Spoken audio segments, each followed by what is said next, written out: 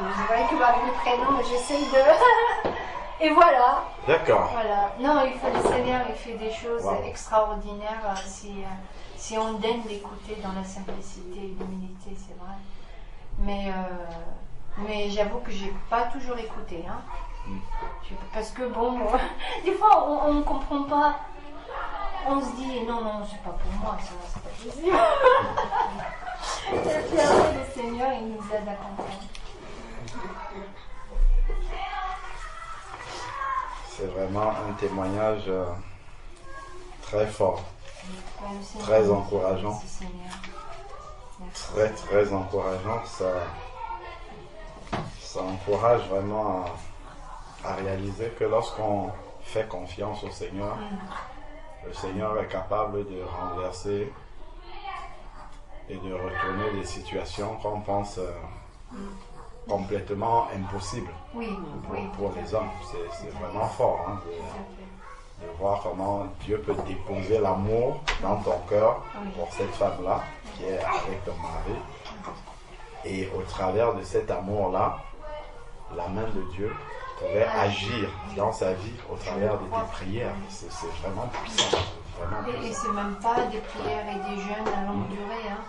J'ai juste dit, Seigneur, voilà, fais ton œuvre. Et puis j'ai prié de temps en temps quand je pensais. Hein. Je ne suis pas tout le temps en train de prier de jour en nuit. Hein. Quand je pensais, ben, je priais. C'est tout. Voilà. Et en fait, en 2014, vous étiez à Aix-en-Provence. Oui, c'était en 2014. Oui, c'est ça, oui. C'était octobre, comme ça, hein. Octobre, novembre 2014, oui, c'était ça. Et ben c'était là où j'étais dans cette maison. Et elle en a vu des frères et sœurs, cette maison. Il y a eu des grands assemblements, on allait dans la campagne derrière. D'accord. On chantait avec la guitare et tout. D'accord. Et bon, après, quand Julien il est parti, je ne pouvais pas rester toute seule. Oui. Après, un coup on est dans la largesse, un coup on est dans un petit studio. Je dis Seigneur, je m'en fiche du moment que comme tu es avec l'apôtre moi. Paul dit, Voilà, qu'il vit dans la disette et dans l'abondance, c'est pareil. Il arrive à s'adapter. C'est qui notre richesse? C'est Dieu. Amen. C'est sa présence. Dès qu'on l'a avec nous, on a tout. Amen. À un moment donné, on va prier pour Julien, le fils de Karine, qui est converti à Jésus-Christ. Et comme Karine a dit, attends un peu. Et donc, comme Karine a dit, donc Julien était avant sa conversion addict aux jeux vidéo. Et il a replongé dedans. Donc, les points de prière, c'est vraiment que le Seigneur puisse l'amener à être constant dans sa foi, parce que tantôt il est bouillant, tantôt il est froid, et lui il ne veut pas être au milieu. Lui-même il a dit qu'il ne veut pas être au milieu, ou bien bouillant, ou bien voilà. Donc vraiment qu'on puisse prier pour que le Seigneur aide et touche Julien pour qu'il soit constant dans sa foi, qu'il ait la persévérance. Surtout qu'il accepte à sortir. Parce que ça fait des mois qu'il n'est pas sorti de là-bas, de chez son papa. D'accord. Et son papa n'est pas converti, c'est ça? Non, il n'est pas converti. Son papa, là, il est parti chez ma belle-mère, c'est-à-dire chez sa maman. Oui. Et Julien, il va rester quelques mois tout seul. Je prie que le Seigneur le visite. D'accord. Pendant qu'il est seul. Parce que le papa... Okay. Le papa, comment il s'appelle? Laurent. Ah oui, c'est ça, tu l'as dit dans le témoignage. Laurent qui est sur le chemin aussi. Hein. Pour l'instant, il a tout lâché. Mais il a déjà eu un premier contact avec le Seigneur, déjà par vos témoignages et aussi par une visitation personnelle du Seigneur. Il a retombé, j'ai vu que... Il a replongé dans l'alcool. Ouais. Mais bon, ça va, il n'est pas méchant, c'est ça qui est... D'accord.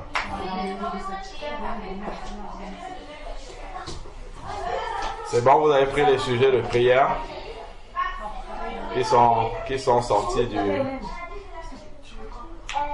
Après, il y a d'autres sujets de prière aussi. Hein, tout comme il y a deux que moi j'ai identifiés là pour Julien, pour Laurent, son mari. Et si vous avez identifié d'autres sujets de prière, qui émergent du témoignage de Karine. On va les prendre et prier aussi. Vendredi, le Seigneur nous a appris quelque chose par la bouche de notre frère Jean-Paul. Je vais rappeler pour ceux qui n'étaient pas là. Je crois que la plupart de nous étaient là. Peut-être Antoine Nicanor n'était pas là. Et il y a un verset que le frère Jean-Paul nous a lu auquel je n'avais pas encore prêté attention de cette manière-là dans la parole. Donc justement par rapport au rassemblement des saints. Et quand on regarde, j'avais regardé même dans ma version aussi, c'était écrit encore de manière vraiment explicite. Donc, par rapport à la réunion des saints, c'est dans 1 Timothée chapitre 2. 1 Timothée chapitre 2.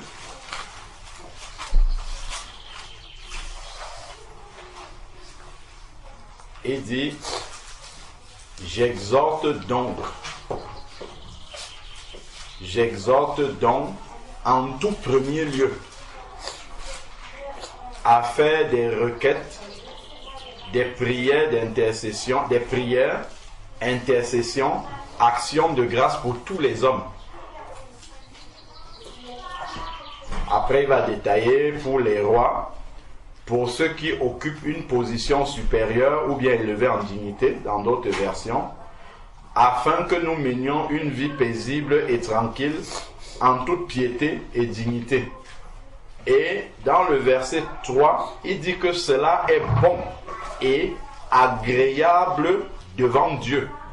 Donc parfois, ce n'est même pas parfois, dans Romains chapitre 12, verset 2, il est dit que nous ne devons pas nous conformer au siècle présent, mais que nous soyons transformés par le renouvellement de l'intelligence. C'est-à-dire que notre pensée se renouvelle dans ce qui était de l'ancien nous-mêmes, soit évacué et remplacé par les pensées du Seigneur, dans un but.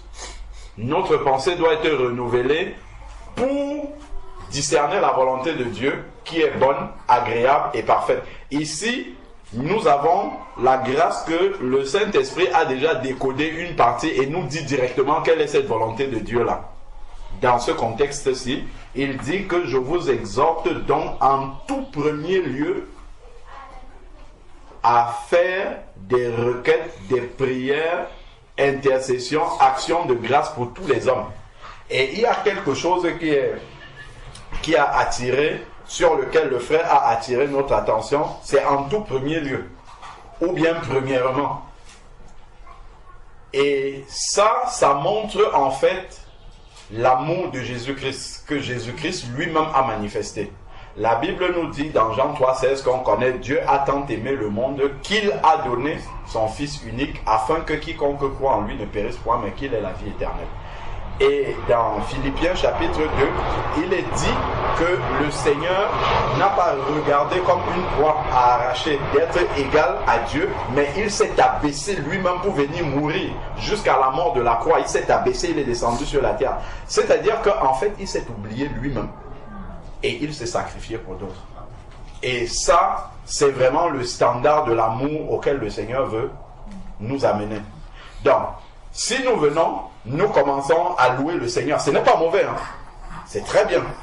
La louange glorifie Dieu. Parfois, dans cette louange-là, on va encore parler de nous-mêmes. En fait, il y aura encore nous-mêmes dedans. Mais là, en fait, c'est des prières d'intercession. C'est-à-dire que tu pries pour d'autres personnes. En premier lieu. Donc, tu t'oublies d'abord toi-même. Tu penses à l'autre. Et c'est exactement ce que le Seigneur a fait. Tu t'oublies toi-même complètement. C'est intercéder pour les autres, prier, recommander les autres au Seigneur. Ensuite, maintenant, là, on va faire autre chose. Donc, et en faisant autre chose, on va entrer dans la parole. La parole, ce n'est pas pour Dieu, la parole, c'est pour nous. C'est pour nous édifier, c'est pour notre intérêt, en fait. La parole qui va être donnée là, c'est pour notre intérêt. Donc, c'est nous-mêmes qu'on regarde quand on approche cette parole-là. Tandis que dans cette prière d'intercession, il peut y avoir la louange aussi. Hein. On a vu plusieurs manières de s'adresser à Dieu. Mais, en fait, ce sur quoi ce qui attire mon attention, c'est que c'est en premier lieu qu'il faut faire cela. Donc, c'est s'oublier d'abord soi-même et penser aux autres. Et ensuite, maintenant, Dieu nous remplit pendant que nous sommes en train de penser à d'autres, Dieu lui pense à nous. Il s'occupe de nous. Et ensuite, maintenant, quand nous allons venir dans la parole, Dieu va nous donner ce dont nous avons besoin. Je ne sais pas si nous voyons. Dieu va nous donner ce dont nous avons besoin parce que nous avons commencé déjà par nous occuper d'autres personnes. Tu vois, il y a même souvent des personnes qui n'ont même pas d'intercesseur. Les gens ne prient pas pour eux. Il y a des personnes qui sont dans des familles où personne n'est converti. Voilà, ce sont tous ces fardeaux-là que nous devons porter pour ces personnes-là. Et on voit vraiment que le Seigneur vient et s'occupe de nous. Dans les sujets de prière qui émergent du témoignage de la sœur, vraiment viennent encore appuyer ce passage-là où le Seigneur dit en tout premier lieu, pensez aux autres. Dans la prière, tout premier lieu, d'abord les autres. Ce n'est pas je viens devant le Seigneur, bon, Seigneur, il y a encore mon travail, ça ne va pas, ma femme, ça ne va pas, mes enfants, ça ne va pas, mon ceci, ça ne va pas, mon ceci, mon non. C'est intercession, c'est penser aux autres, d'abord. Et ensuite, on voit qu'en pensant aux autres, quand tu vas venir dans la parole, Dieu te donne exactement ce qu'il te fallait. Exactement. Et puis là, vraiment, c'est la volonté de Dieu qui s'accomplit finalement. Celle-là qui est bonne, agréable et parfaite. Donc tu auras ta part, les autres vont recevoir leur part, mais les choses sont faites dans le bon ordre. En fait, c'est justement à ce niveau-là. C'est dans le bon ordre que les choses doivent se faire. C'est parce que souvent, on le fait, mais vraiment de manière un peu... je ne sais pas si je peux dire désordonné, mais je vais dire plutôt intéressé. Voilà, c'est plutôt ça. C'est-à-dire que quand tu arrives, tu as des choses que tu attends. Ça bout en toi. D'ailleurs, le frère avait abordé ça vendredi. Par exemple, on vient dans une réunion, tu as une question. Donc pour toi, ça t'a taraudé l'esprit, ou c'est peut-être quelque chose que tu vis, tu as besoin d'une réponse par rapport à ça. Donc la communion fraternelle, tu t'étais dit, bon, allez, à la prochaine communion fraternelle, il faut absolument que je ressorte avec cette réponse-là. Pape, tu arrives, on commence la louange, l'intercession, prie pour d'autres personnes, mais toi tu es centré sur ton besoin parce qu'il faut une réponse à ça. Et donc le Seigneur, lui, il nous exhorte à sortir de là d'abord. Parce que ce dont tu as besoin pour la réponse là, Dieu le sait même déjà. D'ailleurs, c'est écrit dans Matthieu chapitre 6, qu'avant d'ouvrir la bouche, le Seigneur sait déjà ce dont tu as besoin.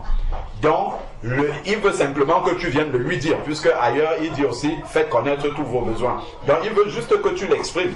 Donc, le Seigneur le sait déjà. Mais, bien que le sachant, ton attitude est importante pour Dieu. L'attitude avec laquelle tu t'approches de Dieu, elle est très très importante. Et si on s'approche de la mauvaise manière, Dieu peut même retarder les choses. Il peut retarder les choses pour nous enseigner ça, parce que c'est important, c'est indispensable. En fait, le Seigneur même est passé par là. Il s'est d'abord oublié lui-même. D'ailleurs, quand je dis même d'abord, c'est qu'il s'est toujours oublié lui-même. Il n'a jamais rien fait pour son propre intérêt. Tout ce que Jésus a fait, du début du berceau jusqu'à la croix, il n'y avait rien qui était pour lui là-dedans. Rien du tout. Il est venu pour l'homme, il a travaillé pour l'homme, il a fini, il est mort pour l'homme, il est ressuscité encore pour l'homme, et puis il est monté au ciel encore pour l'homme, il a envoyé le Saint-Esprit encore pour l'homme. Tout ça, en fait, il n'avait aucun intérêt là-dedans. Parce que même si aucun homme n'entre au ciel, Dieu est toujours glorifié. Amen. C'est écrit dans Apocalypse qu'il y a les 24 vieillards qui sont là. Il y a les 4 êtres vivants. La Bible nous parle des myriades et des myriades. C'est une seule myriade, c'est des milliards. Hein. Regardons tous les êtres célestes qui sont déjà là, qui adorent le Seigneur dans la perfection. Regardons un peu comment notre adoration est tellement imparfaite. On vient avec les cœurs parfois la duplicité, les cœurs parfois lourds, les cœurs parfois tristes, les cœurs parfois intéressés, les cœurs... Regardons cette louange-là. Mais dans le ciel, en fait, eux, ils sont débarrassés de tout ça. C'est une louange qui est parfaite.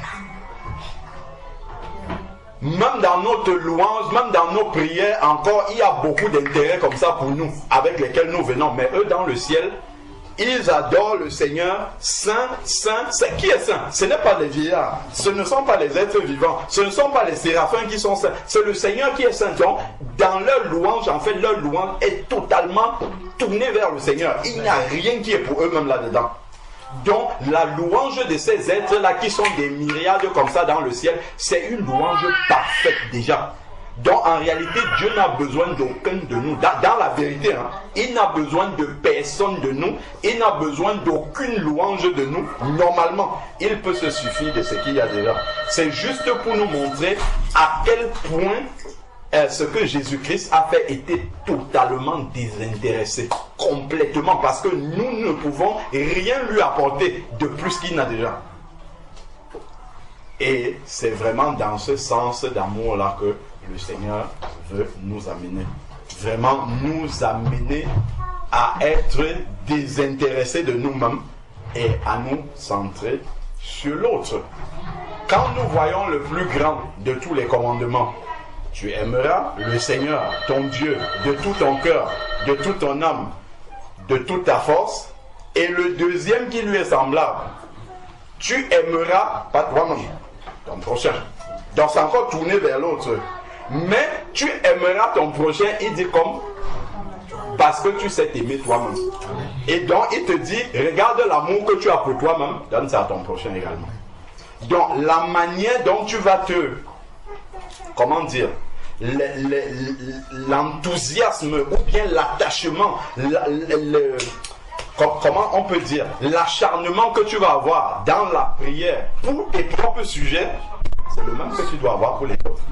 Tu ne vas pas faire 5 minutes de prière pour les autres ou bien prier pour les autres sans la foi, mais quand c'est pour toi, tu te mets à genoux, tu te dis il faut même rajouter le jeûne à ça, il faut même, parce qu'il faut que ça se débloque. Donc le Seigneur dit tu aimeras ton prochain comme toi-même parce que tu as un modèle d'amour. Bon, quand Jésus dit par exemple, même comme il a donné le modèle, comment dire, aimez-vous les uns les autres comme je vous ai aimé. Jésus a donné le modèle. On peut encore dire, bon, je dis, ce n'est pas normal déjà, hein, ce que je vais dire. Quelqu'un peut encore s'excuser et dire, je n'étais pas à l'époque de Jésus. Ou bien, je ne comprends pas bien les évangiles pour voir comment Jésus aimait. Je ne discerne pas tous les paramètres de l'amour de Jésus-Christ. Donc, je n'ai pas de modèle. Je n'ai pas de modèle d'amour. Quelqu'un peut dire ça. Mais le Seigneur, lui, il est très grand. Et il sait tout ça. C'est-à-dire que quelqu'un peut dire non, voilà, c'était quand même Jésus-Christ, il est Dieu, il aime d'une certaine manière. Donc, comme on n'a pas compris de s'aimer comme Jésus-Christ nous a aimés, alors qu'il y a le modèle, le Seigneur nous donne un deuxième modèle qu'on a tous forcément. C'est que la manière dont tu t'aimes, c'est un modèle. Et là, il n'y a pas quelqu'un, c'est pas quelqu'un qui vient t'expliquer comment tu t'aimes. Tu n'as pas besoin de quelqu'un pour venir t'expliquer ça. Donc le Seigneur dit, regarde simplement comme tu t'aimes et aime ton prochain comme ça. Donc si tu as l'habitude de te passer la pommade quand tu vois que tu as fait quelque chose qui n'est pas bien, passe la pommade aussi à l'autre. Si tu as l'habitude d'être dur avec toi-même, quand il y a quelque chose, dur aussi avec l'autre. Donc en fait tu as un modèle d'amour que tu peux imiter, que tout le monde a. C'est juste de regarder comment tu t'aimes toi-même et puis tu projettes le même amour sur ton prochain. Donc voilà vraiment un peu le rappel que je voulais faire par rapport à vendredi, avant qu'on ne... Enfin, pour qu'on prenne le sujet de prière, les sujets de prière qui ont émergé du témoignage de la sœur Karine, de la bonne façon, que le cœur soit bien disposé pour pouvoir prier. Donc il y a plusieurs bien-aimés qui nous ont retrouvés. Je vais résumer rapidement. En fait, ça a commencé de manière non structurée. Voilà. On n'a pas dit, voilà, la réunion a commencé. Parce qu'en fait, dès qu'on se réunit, Dieu a déjà commencé la réunion. Donc, ce n'est pas à un moment, on va dire, bon, on va s'arrêter pour prier. C'est là où Dieu va venir et la réunion va commencer. Donc, ça a commencé vraiment comme ça. On parlait entre nous. Et puis, la sœur a commencé à nous, on lui posait des questions. Elle a commencé à nous parler. Et puis tiens, au milieu de son récit, on a été abasourdi par ce qui était en train de sortir. En tout cas moi, après les autres, je ne sais pas, mais moi j'ai été vraiment bousculé en fait par ce que la sœur était en train de dire. Donc je vais raccourcir, résumer le témoignage pour ceux qui sont arrivés.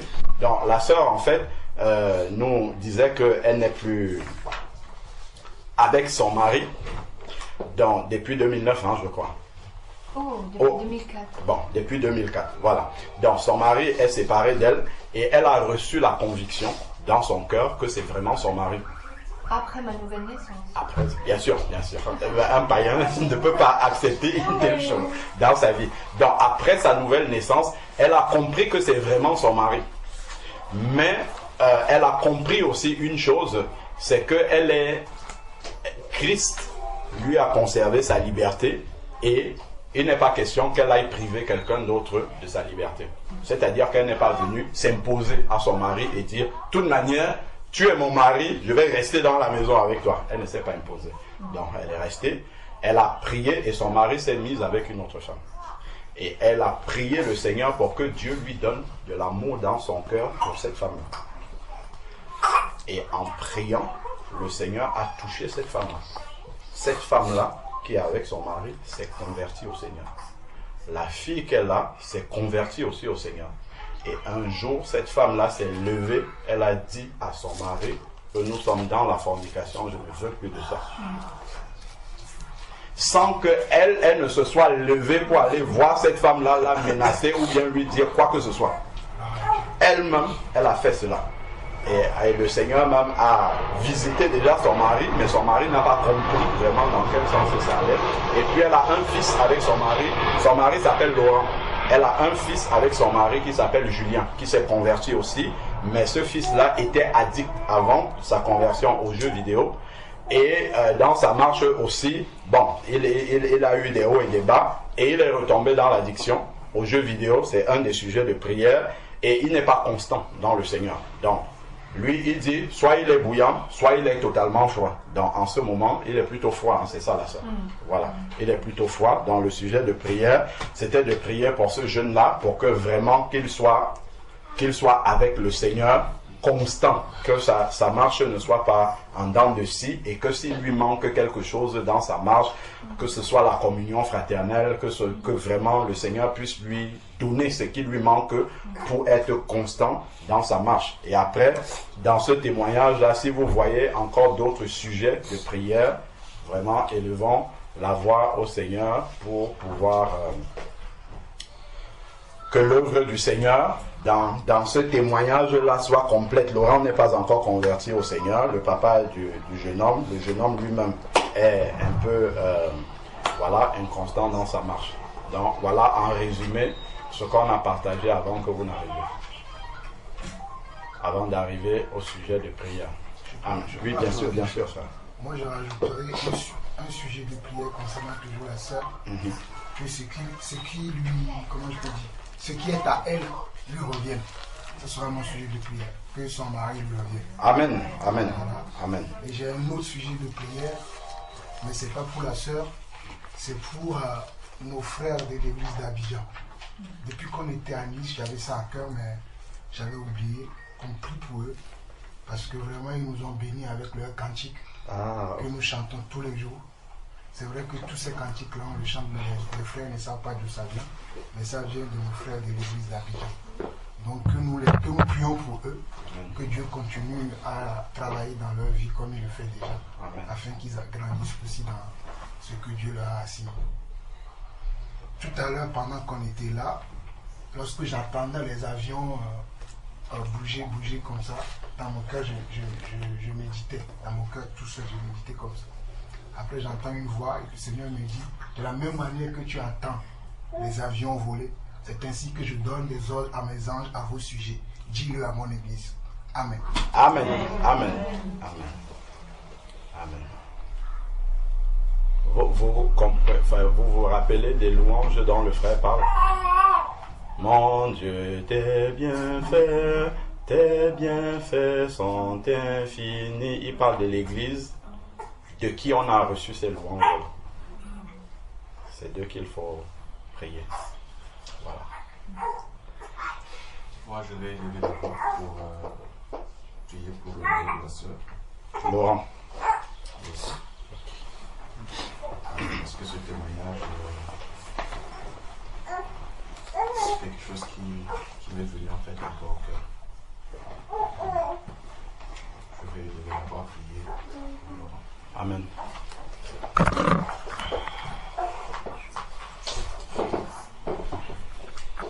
Éternel notre Dieu, devant ta face,